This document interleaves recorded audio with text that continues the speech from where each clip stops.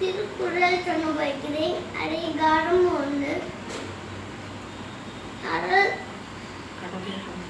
கடவுள் வாழ்த்து அருள்முறை எழுத்தலாம் ஆவை பவன் முத்தி உலகு கத்தனாலாய பயனைக்கோள் நட்டால் சொன்னால் எண்ணீர் மலர்மிசை எழுதினால் மாலையில் சேர்ந்தால் இளர்மிசை எழில் வாழ்வாள் வேண்டதால் வேண்டாமல் இளர்மிசை சென்றார்கள் யாரும் விரும்பே இல்லை இதில் செய்வனையும் சேராதிருவன் பொழுத்தே பொருள் மாற்று தண்ணி வருது.